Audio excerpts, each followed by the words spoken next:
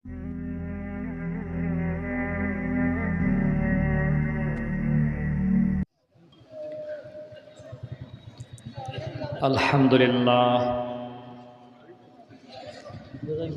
আলহামদুলিল্লাহিল্লাযী খালাকাল ইনসান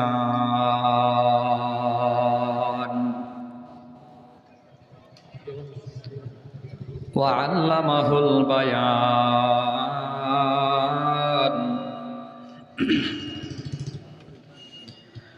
ওয়া আশহাদু আল্লা ইলাহা ইল্লাল্লাহু ওয়া লা খালিকা ইল্লাল্লাহু ওয়া লা মালিকা ইল্লাল্লাহ ওয়া লা রাযিকা ইল্লাল্লাহু ওয়াহদাহু লা শারীকা লাহু وأشهد أن سيدنا وسندنا وحبيبنا وطبيبنا وطبيب قلوبنا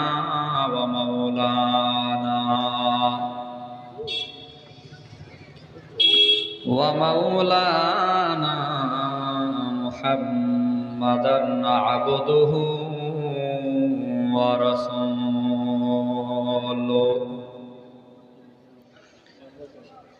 صلى الله تعالى عليه وعلى آله وأصحابه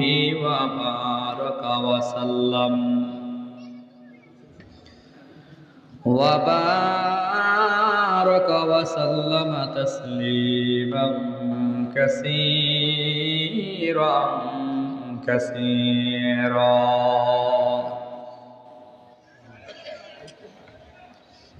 الذي أرسله الله تعالى بالحق بشيرا ونذيرا وداعيا إلى الله بإذنه وسراجا منيرا أما بعد فأعوذ بالله من الشيطان الرجيم بسم الله الرحمن الرحيم محمد رسول الله والذين معه أشداء على الكفار رحماء بينهم تراهم ركعا سجدا يبتغون فضلا من الله ورضوانا سيماهم في وجوههم من أثر السجود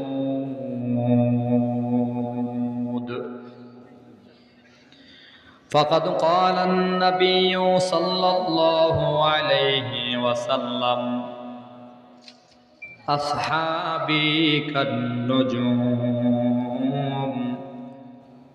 بأيهم اقتديتم اهتديتم أو كما قال النبي عليه الصلاة والسلام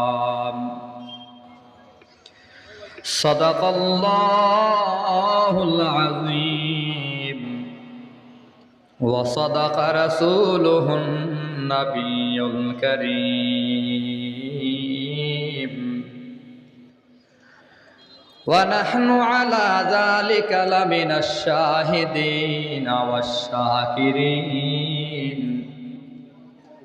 والحمد لله رب العالمين وقال سبحانه وتعالى في شان حبيبه ومحبوبه ومعشوقه إن الله وملائكته يصلون على النبي يا أيها الذين آمنوا صلوا عليه وسلموا تسليما সবাই জবান খুলে দুরূদ শরীফ পড়ি আল্লাহুম্মা সাল্লি আলা মুহাম্মাদ ওয়া আলা আলি মুহাম্মাদ কামা সাল্লাইতা আলা ইব্রাহিম ওয়া আলা আলি ইব্রাহিম ইন্নাকা হামিদুম مجيد اللهم بارك على محمد وعلى آل محمد كما باركت على إبراهيم وعلى آل إبراهيم إنك حميد مجيد بلغ العلا بكماله كشف الدجى بجماله حسنت جميع خصاله صلوا عليه وآله नहीं है दो जहां में मिसाल मुहम्मद कमाल खुदा है जमाल मुहम्मद बलगल उला बिकमालिही कशफत दुजा बिजमालिही हसनत जमीउ खिसालिही सल्लु अलैहि व आलिही। अल्हम्दुलिल्लाह ঐতিহ্যবাহী সিলেট শহর অন্তর্গত আলমপুর আলমঈন ইন্টারন্যাশনাল ইসলামিক স্কুল ও মাদ্রাসা কর্তৃক আয়োজিত বার্ষিক ইসলামী মহাসম্মেলনের মহতারাম সম্মানিত সভাপতি দিগার হযরত ওলামায়ে কারাম আজিজ তোলাবা মুরব্বী বাবারা যুবক বন্ধুরা পর্দার আড়ালে বসা শ্রদ্ধেয়া সম্মানিতা মা ও বোনেরা মহান আল্লাহ পাকের শুকর যিনি মেহেরবানি করে দয়া ও মায়া করে রহমতি বরকতি জান্নাতি মজলিসে আপনাকে আমাকে কবুল ও মঞ্জুর করেছেন এজন্য সবাই বলি আলহামদুলিল্লাহ। আমি আসার আগের থেকেই অনেক ওলামায়ে কারাম অপেক্ষা করছেন শিডিউল অনুযায়ী বয়ান করবেন, আমার পরেও আছেন এবং পরিচিত বিখ্যাত সুবক্তা বিশেষ করে সিলেটের মাটি ও মানুষের জনপ্রিয় নন্দিত বিশ্বনন্দিত মুফাসসির হযরতুল আল্লাম হযরত মাওলানা হাফেজ জুবায়ের আহমদ আনসারী রাহিমাহুল্লাহ তাআলার সুযোগ্য সন্তান, ওনার রেখে যাওয়া আমানত হযরতুল আল্লাম হযরত মাওলানা হাফেজ সাইফুল্লাহ আনসারী সাহেব দামাত বারাকাতুহুম অত্যন্ত চমৎকার কথা বলেন, চেহারাও মাশাআল্লাহ অনেক সুন্দর, অপেক্ষা করতেছেন বয়ান করবেন। এরপরে এখানে আলোচনা করবেন মুফতি আফসার উদ্দিন সিদ্দিকী নরসিংদী, তিনিও আছেন হাফেজ মাওলানা শামসুল ইসলাম অলিপুরি সাহেব দামাত বারাকাতুহুম। ধারাবাহিক একের পর এক মেহমানরা আসতেছেন, যারা আছেন আপাতত তাদের নাম বললাম। তো সবাইকে যদি আধা ঘন্টা করে সময় দেওয়া হয় রাত 2টা হবে। আমাকে কানে কানে আতিক ভাই বলে গেছে 9টা 10-এ আপনি শুরু করছেন, 10টা 10-এ শেষ করতে হবে। 1 ঘন্টার 1 মিনিট কম হইলে 10,000 টাকা জরিমানা। আমারে বলছে 1 মিনিট যদি কম করি তো 10,000 টাকা এখানে জরিমানা দিয়ে যেতে হবে। কি একটা বেকায়দায় ফালাইছে দেখেন। আমি আবার চিন্তা করছি, আমি মঞ্চে আসছি আধা ঘন্টা হয়ে গেছে, 30 মিনিট হলো প্রায় মঞ্চে আসছি, আর মাত্র বাকি আছে 30 মিনিট। যুক্তি দুইজনেরটাই ঠিক, ফাইসালা হইব আদালতে, যা করে আল্লাহ। যাই হোক, সব সময় এখানে আসি, ইকো বন্ধ থাকবে ভাই, ইকো থাকবে না।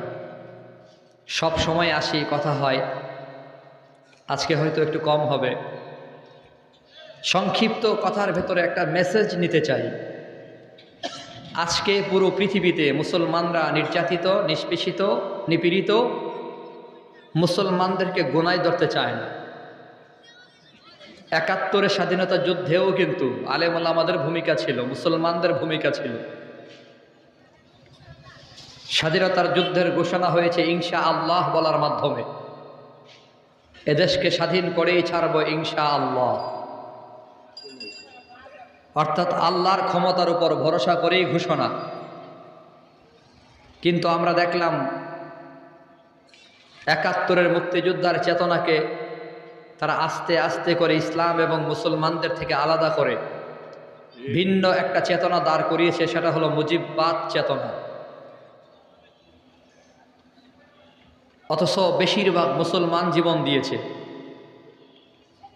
ভারত উপমহাদেশ যখন ভিন্ন হয়, আলাদা হয়, তখন স্পিরিটটা ছিল ইসলামী হুকুমত প্রতিষ্ঠার জন্য আলাদা একটা মুসলিম কান্ট্রি চাই। সেখানেই পাকিস্তান, পশ্চিম এবং পূর্ব পাকিস্তান, আমরা মুসলমান হিসেবে ইসলামিক স্টেট বা ইসলামী রাষ্ট্র গঠনের জন্যই ভারত থেকে আমরা আলাদা হলাম। ভারত থেকে আলাদা হওয়ার মূল স্পিরিটটাই ছিল কোরআনের শাসনে দেশ চলবে। এরপরে আবার যখন পাকিস্তানের সাথে যুদ্ধ হলো, তখনও সংখ্যাগরিষ্ঠ মুসলমান জীবন দিয়েছে। যত মুক্তিযোদ্ধা আছে বেশিরভাগ সংখ্যাগরিষ্ঠ মুসলমান। আমরা যেহেতু নিজেদের চেতনাকে ধরে রাখতে পারিনি, ইহুদি আর খ্রিস্টানদের দালালরা সেটাকে গিলে খেয়েছে 53-54 বছর। আমরা বারবার ধোঁকায় পড়েছি। সে ধোঁকার থেকে বাঁচার জন্যেই 2024-এ আবার মুক্তিযুদ্ধ হলো। সেখানেও স্পিরিট ছিল ইসলাম এবং মুসলমানদের। ছাত্ররা যখন রাস্তায় আন্দোলন করতেছিল, কোনোভাবেই যখন জালেম স্বৈরশাসকের ব্যারিকেডকে ওভারকাম করতে পারছিল না, তখন ছাত্ররাও আবেদন করেছে মাদ্রাসার ওলামায়ে কেরাম মাঠে নামতে হবে, মাদ্রাসার ছাত্ররা মাঠে নামতে হবে। সেই দাবির আলোকেই পীর সাহেব চরমনাই মুফতি ফৈজুল করিম দামাত বারাকাতুহুম, তিনি স্পিরিটকে আরও বেশি গতি বাড়াইয়া দেওয়ার জন্যে সরাসরি মাঠে, ময়দানে এবং শাহবাগ চত্বরে গিয়েছেন, কারফিউ ভেঙেছেন। আমাদের শাইখুল হাদিস ইবনে শাইখুল হাদিস আল্লামা মামুনুল হক, তিনি 4 তারিখে বক্তব্য দিয়েছেন, 3 তারিখে বক্তব্য দিয়েছেন। আর যদি একটি ছাত্র লাশ পড়ে, তো এ লাশকে কাঁধে করেই আমাদের জয়যাত্রা শুরু হবে এবং সিদ্ধান্ত একটাই হবে, জালেমের পতন ছাড়া ভিন্ন কোনো আর দাবি নয়। তো ওলামায়ে কেরাম এবং মাদ্রাসার ছাত্ররা যখন মাঠে ময়দানে ঝাঁপিয়ে পড়েছে, যাত্রাবাড়ি মাদ্রাসার ছাত্ররা মাঠে নেমেছে 4 দিক থেকে। এভাবে যখন মাদানীনগর মাদ্রাসার ছাত্ররা মাঠে নেমেছে, 4 দিক থেকে কলেজ, ইউনিভার্সিটির মুসলমান ছাত্র ভাইদের পাশে যখন মাদ্রাসার ছাত্র ঢাল হয়ে দাঁড়িয়েছে, তখনই জালেম স্বৈর শাসক পালাতে বাধ্য হয়েছে। কিন্তু আমরা এখন দেখতে পাচ্ছি এই 24-এর স্পিরিটটাকেও ইসলাম থেকে দূরে সরিয়ে এনজিওবাদ তথা লালনবাদ একটা ধর্মের লেপন দেওয়ার চেষ্টা চলছে। তলে তলে গভীরে কিছু বেঈমান আর নাফরমানরা এখনও চেষ্টা করছে কিভাবে ইসলাম এবং মুসলমানদের থেকে এই যুদ্ধটাকেও আলাদা করা যায় এবং স্পিরিটটাকে আলাদা করা যায়, কিন্তু মুসলমান সজাগ আছে। অন্তর্বর্তীকালীন সরকারে যারা আছেন, আমি স্পষ্ট ভাষায় বলতে চাই, যদি ইসলাম থেকে বাংলাদেশকে আলাদা করতে চান, তাহলে শেখ হাসিনা যেমন বাংলাদেশে থাকতে পারে নাই, আপনারাও থাকতে পারবেন না। কারণ এদেশের মানুষের মননে মননে, এদেশের রক্তের পরতে পরতমে প্রত্যেকটা জায়গায় মানুষ বিশ্বাস করে ইসলাম আছে, ইসলাম থাকবে। ইসলামের বিরুদ্ধে যারা কথা বলবে তারা কেউ থাকতে পারে না, থাকতে পারবে না। এজন্য আমাদের সজাগ থাকতে হবে, বারবার সজাগ থাকতে হবে। আমরা কিন্তু লক্ষণ ভালো দেখছি না। উপদেষ্টা পরিষদে নাস্তিক নেওয়া হয়, কিন্তু কোনো আলেমকে নেওয়া হয় না। একজন ধর্ম মন্ত্রণালয়ের নিচে আর কাউকে নেয় না। ইসলামের পক্ষে কথা বলে এমন কাউকে নেওয়া হচ্ছে না। যদি চলচ্চিত্রের একজনকে নেওয়া যেতে পারে, তো আলেমদের আরও নেওয়া দরকার। আমার তো মনে হয় গায়রে আলেম যতজন থাকবে, আলেম ততজন থাকবে। দাড়ি কামানেওয়ালা যতজন থাকবে, দাড়িওয়ালা ততজন থাকবে।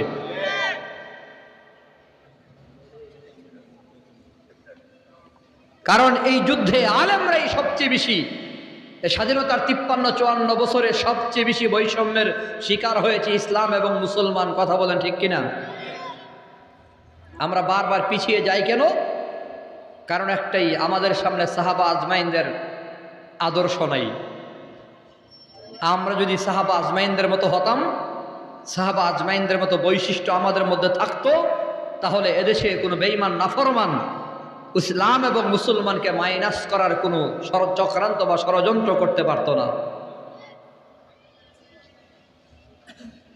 আল্লাহ আমাদের বুঝা শূন্য চলার তৌফিক দেন, সবাই বলে আমিন। বেজার হয়েন না আপনারা, বিচ্ছিন্ন থাকার আর সুযোগ নাই। এখন সময় সুযোগ হলো ইসলাম এবং মুসলমান ঐক্যবদ্ধ হওয়া। কথা বলেন ঠিক কিনা? আমি প্রায় মাহফিলেই বলি, এখন কে ওয়াহাবি কে সুন্নি ভুলে যান, কে মাযহাবি কে লামাযহাবি ভুলে যান, কে কওমি কে আলিয়া ভুলে যান, কে কোন পীরের ভক্ত ভুলে যান, বরুণার ভক্ত ভুলে যান, ফুলতলির ভক্ত ভুলে যান। আমরা এখন সিদ্ধান্ত একটাই নিতে হবে, বরুণা আর ফুলতলির ভেতরে কোনো পার্থক্য দেখতে চায় না, কওমি আলিয়ার ভেতরে কোনো পার্থক্য দেখতে চায় না, পীর নিয়ে আর দ্বন্দ্ব করতে চায় না, টুপি পাঞ্জাবি নিয়ে আর দ্বন্দ্ব করতে চায় না, খানকা নিয়ে আমরা দ্বন্দ্ব করতে চাই না, নবীর সালাম দাঁড়িয়ে না বসে দ্বন্দ্ব করতে চাই না, আমরা বুকে হাত বাঁধবো না পিঠে না পেটে হাত বাঁধবো, এখন আর দ্বন্দ্ব করতে চাই না। আমাদের সিদ্ধান্ত একটাই, লা ইলাহা ইল্লাল্লাহ মুহাম্মাদুর রাসূলুল্লাহ, এই কালিমায় বিশ্বাসী আমরা মুসলমান। আল মুসলিম ও আখুল মুসলিম, নবী বলছে এক মুসলমান আর এক মুসলমানের ভাই। আল মুসলিমুনা কারাজুলিন ওয়াহিদ, সমস্ত মুসলমান একটি মাত্র দেহ। ওয়াতাসিমু বিহাবিলিল্লাহি জামিআ, আল্লাহ বলছে কোরআনকে সামনে রেখে ঐক্যবদ্ধ হও। ওয়ালা তাফাররাকু, নিজেদের ভেতরে দলে উপদলে বিভক্ত হয়েও না। এখন সময় এসেছে ঘুরে দাঁড়াবার। যদি আমরা সকল দলের সকল মতের কালিমাওয়ালা মুসলমান ঐক্যবদ্ধ হতে পারি, আজকে যদি আমরা এক হতে পারি, আগামীকাল থেকেই আমাদের সূচনা শুরু হয়ে যাবে। আগামীর বাংলাদেশ হবে ইসলামের বাংলাদেশ, কেউ ঠেকাতে পারবে না ইনশাআল্লাহ। আমরা সবুজ বাংলা দেখছি, সোনার বাংলাও দেখছি। ইসলামের বাংলাদেশ দেখার দরকার আছে না নাই? কথা কন, দেখার দরকার আছে না নাই? এজন্য আমাদের এক হতে হবে। কি হতে হবে বলেন? এক হতে হবে। বলেন কি হতে হবে? এক হও মুসলিম, এক হও আজ, এক হওয়া ইমানের মূল কারুকাজ, এক হওয়া ইমানের মূল কারুকাজ।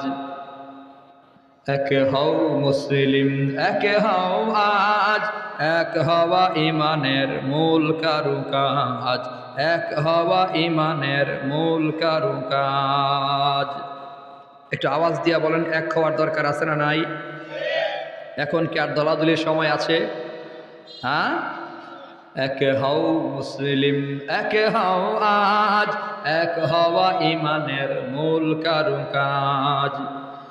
শয়তান চাই না তো ঐক্য গড়ি, হাতে হাত কাঁধে কাঁধে জিহাদ করি, হাতে হাত কাঁধে কাঁধে জিহাদ করি, সহজে কায়েম করি কোরআনের রাজ, সহজে কায়েম করি দিনেরই সমাজ।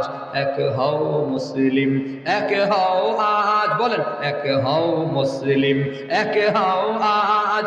এক হওয়া ইমানের মূল কারুকাজ, এক হওয়া ইমানের মূল কারুকাজ।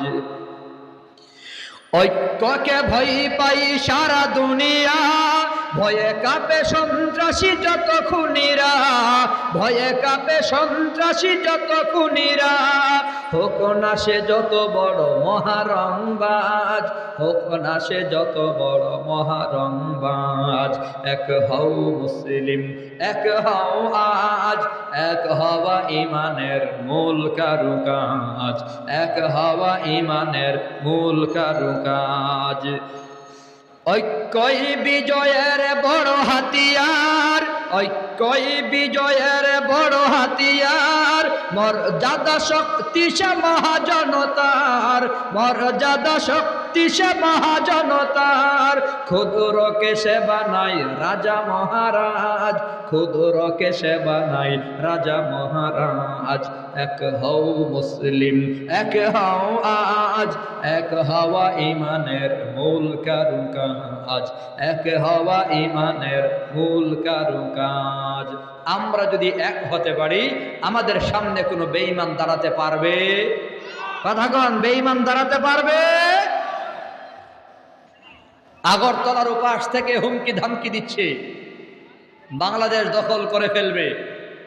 সারা বাংলাদেশে ফেসবুকে আওয়াজ দেখলাম, আসেন ঢুকেন।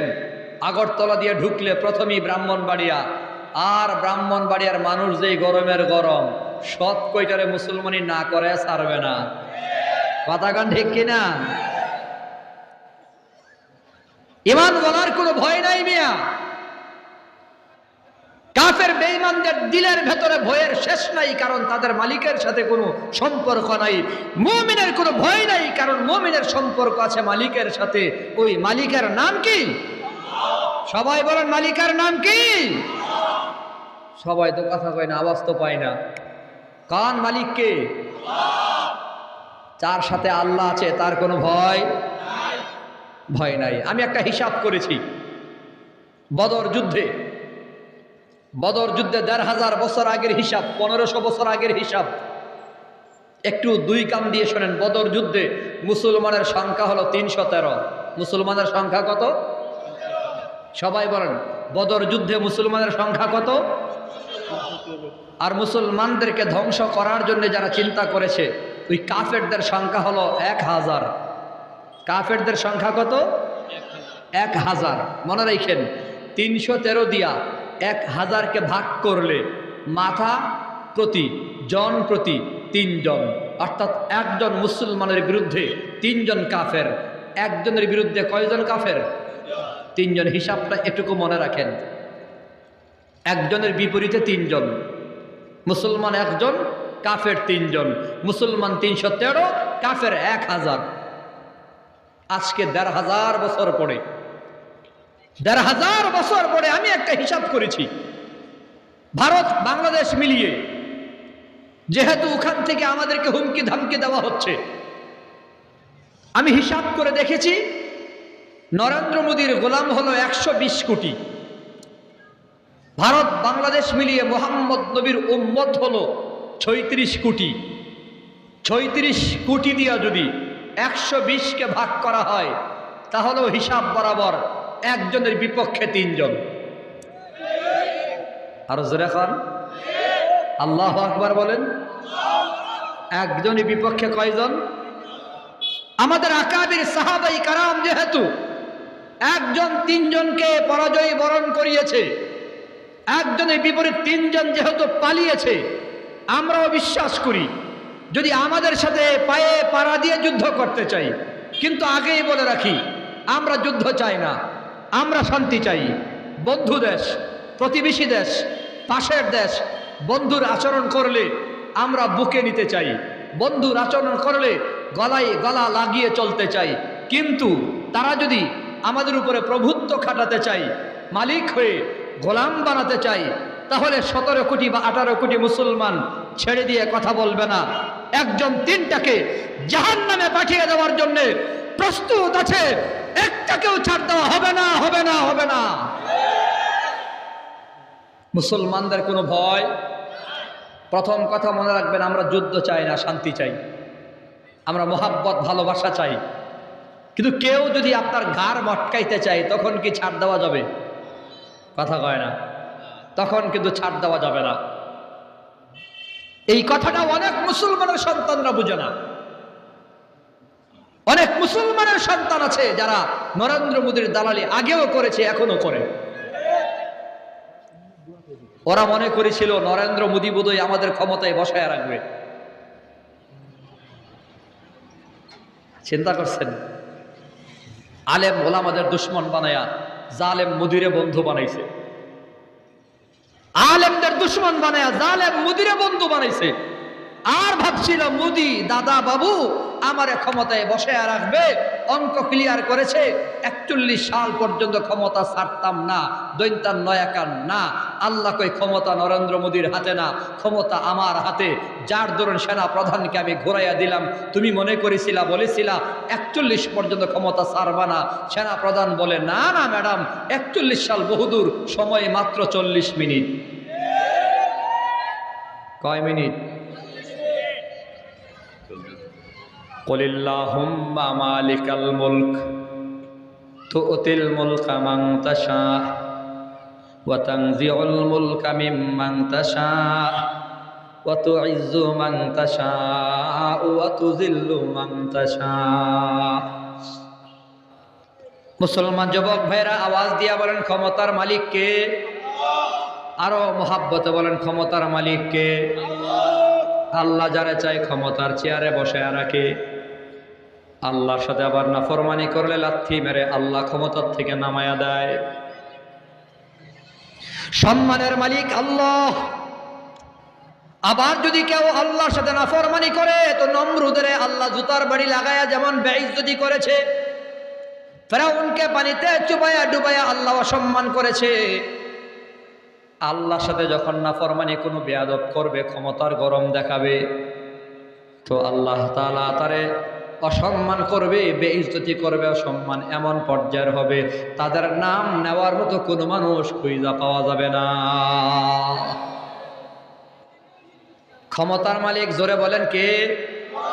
আওয়াজ দিয়া বলেন কে?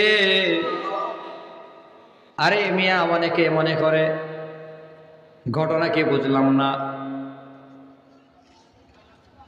এত সহজে পালাইয়া গেল। কেউ কল্পনাও করে নাই মাত্র নির্বাচন দিয়া যেহেতু সাকসেস হয়ে গেছে গা, ক্ষমতার থেকে নামানোর ক্ষমতা বাংলাদেশের কারো নাই মনে করতে সবাই। ক্ষমতার থেকে যাওয়ার পরে ছাত্র জনতা মনে করে এটা আমাদের ক্রেডিট। আমার কলিজার টুকরা বিএনপির ভাইয়েরা মনে মনে ভাবে এটা আমাদের ক্রেডিট। জামাত শিবিরের ভাইয়েরা কয় আমরা সমন্বয়ক হয়েছিলাম, কেউ কেউ আবার ছাত্রলীগ হয়েছিলাম, আমাদের কারিশমা। আমরা মাদ্রাসাওয়ালারা মনে করি আমাদের কারিশমা। আমি পরিষ্কারভাবে মনে করি এটা সরাসরি আল্লাহর গজব। কথা বলেন, কার গজব? এই খেলা আল্লাহর খেলা। আল্লাহ বলে ওয়া মাকারু ওয়া মাকারাল্লাহ ওয়াল্লাহু খায়রুল মাকিরিন। আল্লাহ বড় চালাক। আল্লাহর সাথে কেউ যদি পাল্লা দিবার চায়, আল্লাহ তো সাজায় রাখছেন বহু আগে। আল্লাহ বলেছেন মান আদালি ওয়ালিয়ান ফাকাদ আযানতুহু বিল হারব। আমার বন্ধুদের সাথে যারা দুশমনি করবে, আমি আল্লাহ তাদের সাথে যুদ্ধ ঘোষণা করলাম। আল্লাহ বলে দিয়েছে আমার বন্ধুদের সাথে যারা দুশমনি করবে, আমি আল্লাহ তাদের সাথে যুদ্ধ ঘোষণা করলাম। আমি যেটা মনে করেছি মাজলুম আল্লাহর বন্ধু, নবী জানায় দিয়েছে মাজলুমের দোয়া, নিপীড়িত নির্যাতিত নির্যাতনের শিকার যারা হয়, বিনা অপরাধে মিথ্যা মামলায় জেলখানায় যারা আসামি হয়, তারা মাজলুম। ওই মাজলুম হলো আল্লাহর বন্ধু। আল্লাহর বন্ধু মাজলুমের দোয়া সরাসরি কবুল হয়। আলেমরা হলো আল্লাহর বন্ধু। মিথ্যা মামলা দিয়ে আলেমদের বছরের পর বছরে জেলখানায় আটকায় রাখছে, রিমান্ডে ফালায় রাখছে। কত আলেমের জীবন ধ্বংস করে ফেলেছে। 15 বছর 13 বছর 16 পর্যন্ত আলেমদের বন্দী করে রাখছে। আল্লাহর বন্ধু আলেম তথা মাজলুমদের উপর জুলুম করার কারণে আমার আল্লাহ নিজেই যুদ্ধটা করেছে। আমার মনে হয় বিষয়টা এমন, আলেমদের ভাল লাগে না, জালেমরে ভাল লাগছে। বাংলাদেশের আলেমদের ভাল লাগে না, জালেম নরেন্দ্র মোদীরে ভাল লাগছে। ঠিক আছে, যাও তাইলে, আমরা তো ভালা না, ভালা লইয়া থাইক্য।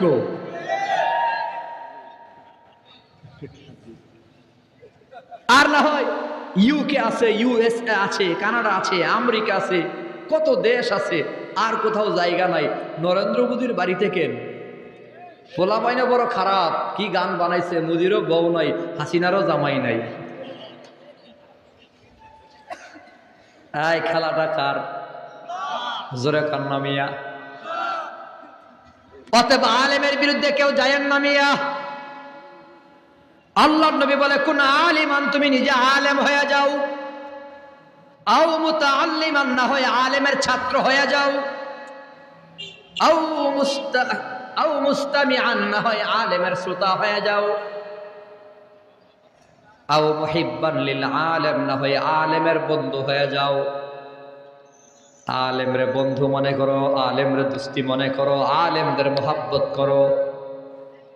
সাবধান, আলেমের দুশ্মন হয় না, কারণ আলেমরা আল্লাহর বন্ধু। আল্লাহর বন্ধুরে দুশ্মন বানায়া নমরুদ টিকে নাই, আল্লাহর বন্ধুরে দুশ্মন বানায়া ফেরাউন টিকে নাই, আল্লাহর বন্ধুরে দুশ্মন বানায় আবু জাহাল, আবু লাহাব, উতবা, সাইবা কেউ টিকে নাই।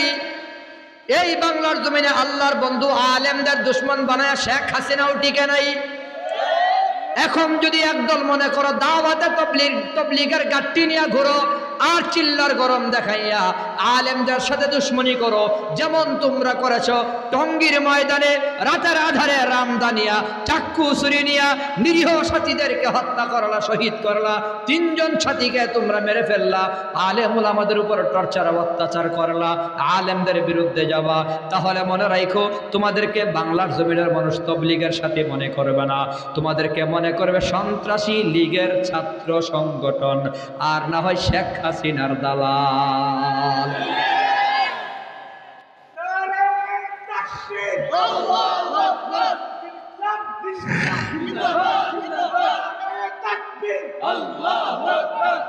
দাওয়াতে তবলিগের সাথী ভাইদের বলতে চাই, দাওয়াতে তবলিগ চলছে আলেমের নেতৃত্বে, চলবে আলেমদের নেতৃত্বে। যারা বলবে আলেমদের সাথে আমরা নাই, তারাই বুঝবেন শেখ হাসিনার দালাল, তারা হলো আওয়ামী লীগের মতোই সন্ত্রাস লীগের সদস্য।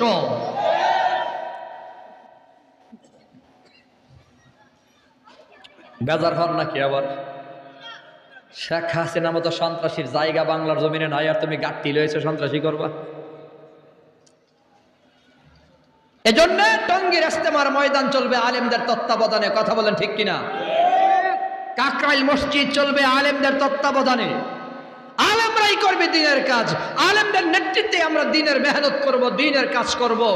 আলেমদের দরকার নাই যারা বলবে, বুঝবেন তারা শয়তানের দালাল।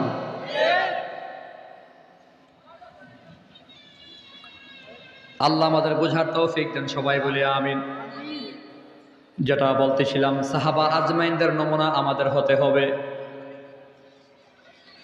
আল্লাহ নবীর সাহাবা একরাম কেমন ছিল, যার দরুন কাফের বেঈমানরা সাহাবাদের ভয় পাইতো, বিধর্মীরা নবীর সাহাবীদের ভয় পাইতো। নবীর সাহাবা একরাম কত দামি কিভাবে হয়েছে, আল্লাহ তাআলা সাহাবা একরামের দাম কত বাড়ায়া দিয়েছেন। সাহাবা আজমাইনদের দাম তো এত দাম, আল্লাহ বলে রাদিয়াল্লাহু আনহুম ওয়া রাদু আন। আয় শুনেন মিয়ারা, নবীর সাহাবীদের উপরে আল্লাহ রাজি। আল্লাহ বলে তারা আমার উপর রাজি, আমি আল্লাহ তাদের উপর রাজি। ওয়ামিনান নাসি মান ইয়াশরি নাফসাহু ইবতিগা মারদাতিল্লাহ ওয়াল্লাহু রাউফুম বিল ইবাদ। আল্লাহ তাআলা বলে মানুষের ভেতরে কিছু মানুষ নিজেদের জীবনের বিনিময়ে আমি আল্লাহকে রাজি করেছে। নবীর সাহাবায়ে কেরামদের দেখলে কাফের বেঈমান ভয় পাইতো। সাহাবায়ে কেরামের উপর আল্লাহর রাজামন্দি ছিল। কেমনে রাজি হইছে মিয়া? সাহাবায়ে কেরামের ভেতরে তিনটা বৈশিষ্ট্য আমার তেলাওয়াতকৃত আয়াতে আল্লাহ তাআলা বয়ান করেছে। এক নাম্বার বৈশিষ্ট্য হলো আশিদ্দাউ আলাল কুফফার। নবীর সাহাবায়ে কেরাম কাফের বেঈমানদের ব্যাপারে কঠোর ছিল। নবীর সাহাবায়ে কেরাম কাফের বেঈমানদের ব্যাপারে কঠোর। এক চুল পরিমাণ আপোষ করে নাই, 1 ইঞ্চি পরিমাণ ছাড় দেন নাই। কাফের বেঈমানদের সাথে আপোষ করার কোনো সুযোগ নাই। বেঈমান নাফরমানের সাথে আপোষের কোনো সুযোগ নাই। যারা ইসলামকে মিটাবার জন্য আসবে, ইসলামকে ধ্বংস করার জন্য আসবে, তাদের ব্যাপারে ছাড় দেওয়ার কোনো সুযোগ নাই। কারণ আশিদ্দাউ আলাল কুফফার, নবীর সাহাবায়ে কেরাম ইসলামের দুশমনদের ব্যাপারে সোচ্চার ছিল, কঠোর ছিল, কঠোর হস্তে দমন করতেন। এক চুল পরিমাণ কাউকে ছাড় দিতেন না। যেমন আমাদের আকাবিরিনরাও ছাড় দিতেন না। ইমামে আবু হানিফার খবর নিয়ে দেখো, ইমামে আবু হানিফা রহমাতুল্লাহি আলাইহিকে সমকালীন বাদশা গ্রেফতার করেছে। গ্রেফতার করে সকাল বিকাল চাবুক মারা হয়, রিমান্ডে তাকে মারধর করা হয়। চাবুকের আঘাতে পিঠের চামড়া বের হয়ে রক্ত বের হয়ে যায়, পিঠের চামড়া ওঠে, রক্ত বের হয়। ইমামে আবু হানিফা বলে, ও দুনিয়ার লোকেরা, আমার মা মাঝে মধ্যে আমাকে দেখার জন্য আসতো, পাশে দাঁড়াইয়া দাঁড়াইয়া দেখতো। আমার মা দেখতো আমারে চাবুকের আঘাত মারা হয়। চাবুকের আঘাতে আমি এত ব্যথা পাইতাম না যতটা ব্যথা পাইতাম আমার মায়ের চোখের পানি দেখা। কারণ দুনিয়ার কোনো মা সন্তানের উপর টর্চার সহ্য করতে পারে না। বেঈমান নাফরমানেরা যখন আমাকে চাবুক মারতো, রক্ত ফিনকি দিয়ে বের হইতো, আমার মা আমার দিকে তাকায় তাকায় চোখের পানি ছেড়ে কাঁদতো। তখন আমিও চোখের পানি আর আটকাতে পারতাম না, চাবুকের আঘাতে কাঁদতাম না, কিন্তু মায়ের চোখের পানি দেখা নিজের চোখের পানি আর মানাইতে পারতাম না। তবে শুনিয়া যাও, আমার মা যদিও কান্না করেছে, কিন্তু আমার থেকে বিদায় নেওয়ার বেলায় আমার কানে মুখ লাগাইয়া কইতো, সন্তান রে, তোরে মারে আমার তো মায়া লাগে, কিন্তু আমি মা ওসিয়ত করে যায় তোরে চাবুক মারতে মারতে মারতে মারতে শহীদ করে ফেলবে, তারপরেও বেঈমানদের সাথে এক চুল পরিমাণ আপোষ করবি না। আল্লাহু আকবার! কেমন ছিল মা? বেঈমান নাফরমানদের ব্যাপারে কোনো আপোষ নাই। 2 নম্বর বৈশিষ্ট্য রুহামা বাইনাহুম। নবীর সাহাবায়ে কেরাম নিজেদের বেলায় হৃদ্যতা ছিল, সদয় ছিল, মহব্বতপূর্ণ সম্পর্ক ছিল। রুহামা বাইনাহুম, পরস্পরে হৃদ্যতা, মহব্বত, ভালোবাসা ছিল, পরস্পরে কোনো দ্বন্দ্ব ছিল না। কিন্তু আমাদের বেলায় ভিন্ন হয়ে গেল। আমরা মুসলমানরা পরস্পরে দ্বন্দ্ব করি আর কাফের বেঈমানদের দালালি করি। কথা কোন ঠিক কিনা? আমরা ভাইয়ে ভাইয়ে দ্বন্দ্ব করি, ফতোয়াবাজি করি। এক ভাই আরেকবার লুঙ্গি খুইলা দেই, এক ভাই আরেকবার ইজ্জত সম্মান নিয়ে টানাটানি করি। কিন্তু না, নবীর সাহাবায়ে কেরাম নিজেদের বেলায় হৃদ্যতা, মহব্বত আর ভালোবাসা ছিল, আর কঠোর ছিল কাফের বেঈমানদের বিরুদ্ধে। আমরাও যদি এমন হতে পারতাম, নিজেরা নিজেরা মিল মহব্বত থাকতাম। আমার তো মাঝে মধ্যে মনে চাই মুরব্বীদের পায়ে হাত রেখে বলি, ও মুরব্বী বাবারা, চাচারা, আপনারা যদি এক হয়ে যান, আমার তো মনে হয় বাংলাদেশের ভেতরে 3টা দল যদি এক হয়, পুরো মুসলমান এক। আমার মনে হয়, আমি সারা বাংলাদেশে ঘুরে দেখলাম, সবার দাবি একটাই, জামাত ইসলাম, হেফাজতে ইসলাম, চরমনাই, 3 পক্ষ যদি ঐক্যবদ্ধ হয় তো আগামীর বাংলাদেশ ইসলামের বাংলাদেশ হবে। ঠেকাবার ক্ষমতা বাংলার জমিনে কারো নাই। জামাত ইসলাম, হেফাজতে ইসলাম, চরমনাই আজকে যদি ঐক্যবদ্ধ হয় তো আগামীকাল দেশের চেহারা পাল্টে যাবে। কথা বলেন ঠিক কিনা? চরমনের পীর সাহেব ঘোষণা করে দিয়েছে, ইসলাম পন্থীরা ঐক্যবদ্ধ হয়ে নির্বাচনে অংশগ্রহণ করতে হবে। জামাত ইসলামের আমির মহোদয় ডাক্তার শফিকুর রহমান, আপনাদের সিলেটের সন্তান, বলেছে ইসলাম পন্থীদের মাথায় কাঁঠাল রেখে খাওয়ার সুযোগ আর কাউকে দেওয়া হবে না। শাইখুল হাদিস ইবনে শাইখুল হাদিস আল্লামা মামুনুল হক বলেছে, আমরা হাতে হাত রেখেছি, ফলাফল ভালো আসবে, দোয়া চাই। কথা কন ঠিক কিনা?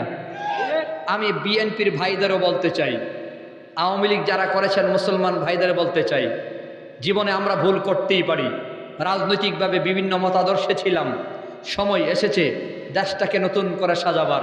আসেন না, 53 বছর তো দেখলাম বহু, করেছেন বহু, খেয়েছেন বহু, নেতৃত্ব দিয়েছেন, এবার একটু ঘুরে দাঁড়াই, কোরআনটাকে সংসদে ঢোকাই, হাদিস সংসদে ঢোকাই, সংসদে তন্ত্র মন্ত্র মানবতার নিয়ম তন্ত্র মন্ত্র বাদ দিয়া আল্লাহর বিধান, আল্লাহর কোরআনকে যদি আমরা সংবিধান বানাতে পারতাম, তাহলেই কেবল এ দেশ সুন্দর একটি দেশ হতো, বৈষম্য বিরোধী একটি দেশ নির্মাণ করা সম্ভব হতো। একবার কি দরকার না? জীবনে বহু দেখছেন, একবার আলেমদের দেখেন। আল্লাহ কবুল করেন, সবাই বলে আমিন। বেজার হন নাকি আবার? সাহাবায়ে কেরামের বৈশিষ্ট্য ছিল কাফের বেঈমানদের ব্যাপারে কঠোর, আর নিজেদের ব্যাপারে হৃদ্যতা, মহাব্বত, ভালোবাসা ছিল, সহানুভূতি ছিল। নিজেরা কেউ কারো বিরুদ্ধে কথা বলতেন না, ব্যক্তিগত স্বার্থ নিয়ে, ব্যক্তিগত স্বার্থে কেউ কারো বিরুদ্ধে কথা বলতেন না। সুবহানাল্লাহ বলেন। সাহাবায়ে কেরাম গরমের জায়গায় গরম, নরমের জায়গায় নরম। অনেকে বলে হুজুর এত গরম কথা বললেন না। আরে সাহাবায়ে কেরামের চেয়ে নরম আপনি কেমনে হইবেন মিয়া? আবু বকর সিদ্দিক রাদিয়াল্লাহু আনহু ছিলেন সবচেয়ে বেশি নরম, জায়গা মতে নরম সাহাবী আবু বকরও গরম হয়ে গেছে। সুবহানাল্লাহ। আপনার আমার নবীর সাহাবী আবু বকর এত নরম, এত নরম, আল্লাহ তাআলা বলে ইবাদুর রহমানিল্লাযীনা ইয়ামশুনা আলাল আরদি হাওনা ওয়া ইযা খাতাবাহুমুল জাহিলুনা ক্বালু সালামা। রহমানের খাঁটি বান্দা জমিনে চলে নরম, কথা বলে তো নরম বলে, সালাম দিয়া দিয়া কথা বলে। মুফাসসিরিনে কেরাম বলে আল্লাহ তাআলা এখানে রহমানের খাঁটি বান্দা বলতে আবু বকরকে বুঝিয়েছেন। আবু বকর বড় নরম, খুবই নরম, খুবই নরম, আস্তে কথা বলে, আস্তে ইবাদত করে, আস্তে জিকির আজকার করে, কত নরম আওয়াজে চলতো। খবর নিয়ে দেখেন হাদিসের ভেতরে আসছে, একবার নবী আরবি সাল্লাল্লাহু আলাইহি ওয়াসাল্লাম রাতের আধারে বের হইছে দেখার জন্যে কোন সাহাবী কেমন আমল করে। আবু বকর সিদ্দিক রাদিয়াল্লাহু তাআলা আনহুর বাড়ির কাছে গিয়া একেবারে ঘরের বেড়ায় দেয়ালে কান লাগায়া নবী শুনতে পায় আবু বকর সিদ্দিক রাদিয়াল্লাহু আনহু আল্লাহর জিকির করে, কিন্তু খুব আস্তে আস্তে, লা ইলাহা ইল্লাল্লাহ, লা ইলাহা ইল্লাল্লাহ, লা ইলাহা ইল্লাল্লাহ, আস্তে আস্তে জিকির। আসেনি? কেউ কেউ করেন এমন? আপনার আমার নবী আবু বকর সিদ্দিকের জিকির শুই না, রাতের আধারে হযরত ওমরের বাড়ির আঙ্গিনায় পাড়া দিছে। ঘরের কাছেও না, বাড়ির আঙ্গিনায় পা দিয়াই নবী শুনতে পায় ওমর জিকির করে জোরে জোরে, লা ইলাহা ইল্লাল্লাহ, লা ইলাহা ইল্লাল্লাহ। আওয়াজ জোরে জোরে, জোরে কোন সুবহানাল্লাহ। আবু বকর আস্তে আর ওমর হইল জোরে। সুবহানাল্লাহ। ওমর তো ওমরই, গরম ছিল। ফজরের নামাজের পরে আমার নবী সালাম ফিরায়া জিজ্ঞাসা করে, আবু বকর রাতে কি ইবাদত করেছ? কই আল্লাহর জিকির করছি। জোরে নাকি আস্তে? কই আস্তে। ওমর তুমি কি করেছো? বলে আমিও জিকির করেছি। আস্তে নাকি জোরে? কই জোরে। আমার নবী বলে দুইজনের জিকির আমি শুনছি। আবু বকর তুমি আস্তে করেছো, ওমর তুমি খুব জোরে করেছ, কিন্তু আমি নবীর নির্দেশনা তোমাদের উপরে। আবু বকর তোমার আওয়াজ একটু বাড়াইবা, ওমর তোমার আওয়াজ একটু নামাইবা। জোরে কোন সুবহানাল্লাহ। সমস্ত মুহাদ্দিসিনে কেরাম ব্যাখ্যা করেছেন খায়রুল উমুরি আওসাতুহা, প্রত্যেকটা ভালো কাজ হলো মধ্যম পন্থা, ভালো হলো মধ্যম পন্থা। এটা বোঝানোর জন্যই নবী বোধহয় বলছে আবু বকর আওয়াজ তুমি বাড়ায়ো, ওমর আওয়াজ তুমি কমায়ো। হাকিমুল উম্মত আশরাফ আলী থানভী রাহমাতুল্লাহি আলাইহি বলে না, এখানে ভিন্ন কিছু আছে। ভিন্ন কিছু মানে নবী সবক দিয়া দিছে, আবু বকর তোমার তরিকার নামও ইসলাম না, ওমর তোমার তরিকার নামও ইসলাম না, আমার নবীর তরিকাই হলো, আমি নবীর তরিকাই হলো ইসলাম। কথা বলেন ঠিক কিনা? নবীর তরিকা শিখাইয়া দিছেন মিয়া। তা আবু বকর এত নরম, জিগর করতো আস্তে আস্তে, জোরে কোন সুবহানাল্লাহ। নরম সাহাবী আবু বকরের বিপক্ষে একবার বিচার চলে আসছে, ইয়া রাসূলুল্লাহ। গভীর মনোযোগ দিয়ে শুনেন, এক ইহুদি আমার নবীর কাছে বিচার নিয়ে আসছে। এই মুহাম্মদ, আপনার সাথী আবু বকর আমার থাপ্পড় মারছে। আমার নবী কই, ইহুদি তুমি বোধহয় চিনতে ভুল করেছ, থাপ্পড় যদি দিয়ে থাকে আবু বকর দেয় নাই, মনে হয় ওমর দিছে। সূরা কন্না আল্লাহু আকবার। থাপ্পড় দিলে মনে হয় ওমর দিছে, তুমি বোধহয় চিনতে ভুল করছো। ইহুদি কয়, মুহাম্মদ আমি তোমার বন্ধু, আবু বকর কেউ চিনি, ওমর কেউ চিনি, আজকে আমার থাপ্পড়টা আবু বকরই দিছে। এমন সময় আবু বকর সিদ্দিক রাদিয়াল্লাহু আনহু নবীর দরবারে হাজির। ইহুদি নবীর সাথে কথা কয়, দেখেই আবু বকরে কয়, নবী গো, আপনি যদি অনুমতি দিতেন ইহুদির বাচ্চার একটা থাপ্পড় লাগাইতাম।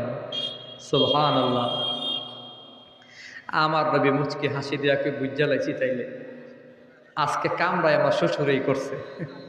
আবু বকর তো শ্বশুর, আজকে কামরা আপনি করলেন শ্বশুর। কি খবর আবু বকর, কি হইল, তার থাপ্পড় দিলা কেন? আবু বকর জবাব দিচ্ছে, দেখেন নবী বিশ্বাস করতে পারে নাই যে আবু বকর কাউকে থাপ্পড় দিতে পারে, কাউকে চর মারতে পারে, বিশ্বাসই করতে পারে নাই। এখন নবী বলে, আবু বকর থাপ্পড় দিলা কেন সেটা বলো। আবু বকর রাদিয়াল্লাহু আনহু বলে, নবী গো, এই ইহুদি আপনারে আর আল্লাহরে গালি দিছে, আমি আবু বকর সহ্য করতে পারি নাই। সুবহানাল্লাহ, মাশাআল্লাহ। একটা নারায়ে তাকবীর দেওয়া লাগবে আমাদের। নারায়ে তাকবীর, নারায়ে তাকবীর। হযরত মাওলানা হাফেজ সাইফুল্লাহ আনসারী সাহেবের আগমন, শুভেচ্ছা, স্বাগতম। আল্লাহ তাআলা আনসারী রাহমাতুল্লাহি আলাইহি আপনার আমার সকলের কলিজার টুকরা শায়েখ। হ্যাঁ, আনসারী সাহেব হুজুরের কোনো সময় ছিল না। ফজরের পর থেকে নিয়ে আবার ফজর পর্যন্ত যখন বসতো তখনই ময়দান ভরা থাকতো। কথা ঠিক না? আল্লাহর এই খাস বুজুর্গ বান্দা দৈনিক 7টা, 8টা, 10টা, 12টা মাহফিলে করছে। প্রত্যেকটা মাহফিলে ময়দান ভরপুর থাকতো। রাতকে রাত মানুষ অপেক্ষা করতো আনসারী সাহেব হুজুর আসবে। এই আনসারী সাহেব হুজুরকে সবচেয়ে বেশি মহাব্বত করেছে সিলেটের মানুষ। শুধু আপনারাই মহাব্বত করেছেন বিষয়টা এমন না, আনসারী সাহেব হুজুরেও সবচেয়ে বেশি মহাব্বত করতো সিলেটের মানুষকেই।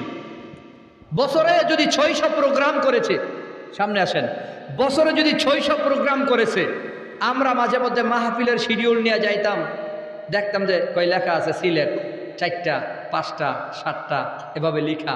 সিলেটের সিলেট সিলেট সিলেট সিলেট, বৃহত্তর সিলেটে এত প্রোগ্রাম ছিল যে 600 প্রোগ্রামের মধ্যে কম হলেও 500 প্রোগ্রাম সিলেটে করত, আর 100 সারা দেশে করত। এত বেশি সিলেটের মানুষকে মহাব্বত করত। সেই সিলেটের মহাব্বতের কলিজার টুকরা শায়েখ আল্লামা হাফেজ জুবায়ের আহমদ আনসারী রাহিমাহুল্লাহু তাআলা আমাদেরকে এতিম করে চলে গেছেন। আল্লাহ ওনার দারাজাতকে বুলন্দ করেন, সবাই বলে আমিন। ওনার রেখে যাওয়া আমানত, ওনার সুযোগ্য সন্তান এবং হুজুরের মাদ্রাসা পরিচালনা করেন। আলহামদুলিল্লাহ, সর্বদিক থেকে আল্লাহ পাক হুজুরের মাকাম অনুযায়ী সুযোগ্য সাহেব জাদা দান করেছেন। আতিক ভাইয়ের দাওয়াতে এখানে আসছেন। এজন্যে আমাদের খুব দরকার যে আনসারী সাহেব হুজুরের ছেলের থেকে কিছু কথা শোনা। আমরা গভীর মনোযোগ দিয়ে শুনবো ইনশাআল্লাহ। আমি শুধু লাস্ট যেটা বলতে চাই, আবু বকরের ব্যাপারে নবী বিশ্বাস করে নাই। কেন থাপ্পড় দিছ? নবী আপনারে আর আল্লাহরে গালি দিছে, এজন্য আমি সহ্য করতে পারি নাই। আল্লাহরে যে গালি দিল, আমারে যে গালি দিল, সাক্ষী আছে? কয় না, সাক্ষী তো নাই। সাক্ষী না থাকলে কিচ্ছু করার নাই আবু বকর। এখন তুমি অপরাধী প্রমাণিত। ইনসাফের নবী আমি, ইনসাফের বিচার কায়েমের জন্যই আমার আগমন। এই ইহুদি, আবু বকরকে একটা থাপ্পড় লাগাইয়া দাও। ইহুদি আবু বকরের দিকে থাপ্পড় নিয়ে যাবে, এমন সময় জিব্রাইল আমিন চলে আসছে। সুবহানাল্লাহ বলেন। লাকাদ সামিআ আল্লাহু কাওলাল্লাযীনা ক্বালু ইন্নাল্লাহা ফাকীর ওয়া নাহনু আগনিয়া। জিবরাইল আমিন আয়েশা বলে, ইয়া রাসূলুল্লাহ, ওগো আল্লাহর হাবিব, আবু বকর আল্লাহর প্রেমে, আপনার প্রেমে, আপনারা গালি দেওয়ার কারণে, আল্লাহরে গালি দেওয়ার কারণে কাফের ইহুদিকে আবু বকর থাপ্পড় দিয়েছে। আবু বকরের পক্ষে দুনিয়ায় কোনো সাক্ষী নাই, কেউ আবু বকরের পক্ষে কথা বলার মতো কোনো সাক্ষী নাই, শাহেদ নাই। নবী গো, আপনার বন্ধু আবু বকরের পক্ষে সরাসরি আমার আল্লাহ সাক্ষী দিয়া দিছে। দুনিয়ার কেউ শুনে নাই, আল্লাহ শুনছে। ইহুদি আল্লাহরে ফকির কয়ে গালি দিছে, নিজেদেরকে ধনী দাবি করেছে। আবু বকর নরম ছিল, খুব শরম ছিল, নরমিন্দা ছিল, শর্মিন্দা ছিল, নরম চলতো, নরম বলতো, কিন্তু নবীর বিরুদ্ধে, আল্লাহর বিরুদ্ধে কথা বলছে তো গরম হয়ে গেছে। আমরাও যদি নরমের জায়গায় নরম আর গরমের জায়গায় গরম থাকতে পারি, কোনো বেঈমান নাফরমান ইসলাম তথা মাদ্রাসা আলেম ওলামাদের বিরুদ্ধে কথা বলার সাহস পর্যন্ত করবে না। কথা বলেন ঠিক কিনা? যদি আমরা ঐক্যবদ্ধ থাকি তাহলে আমাদেরকে কেউ টলাতে পারবে না। আল্লাহ তাআলা সাহাবা আজমাইনদের নমুনা আমাদের দান করেন। আশিদ্দা ও আলাল কুফফার, কাফের বেঈমানদের ব্যাপারে কঠোর ছিল। রুহামা ও বাইনাহুম, নিজেরা খুব সৌহার্দ্যপূর্ণ ছিল, মহাব্বত ভালোবাসাপূর্ণ সম্পর্ক ছিল। এভাবে জন্মা থাকতেন, মিল্লামিশা থাকতেন। 313 কিন্তু জন্মা রয়েছে 1000 পালাইছে। আমরা যদি 17 কোটি মুসলমান জন্মা থাকতে পারি, তো কাফের বেঈমানরা আমাদের দিকে চোখ তুলে তাকাতে পারবেন না। সাহাবাই কেরামদের আরেকটা সবচেয়ে বড় অস্ত্র ছিল তারাহুম রুক্কাআন সুজ্জাদান। সাহাবাই কেরামদের যখন আপনারা দেখবেন, আল্লাহ বলছে সাহাবাই কেরামদের দেখতে পাবে যে তারা রুকুতে ছিল, সাজদায় ছিল। সীমাহুম ফি বুজুহিহিম মিন আসারিস সুজুদ, তাদের চেহারার ভিতরে সাজদার আলো ছিল, রুকুর আলো ছিল, নামাজের চিহ্ন ছিল, নূর চমকাইতো।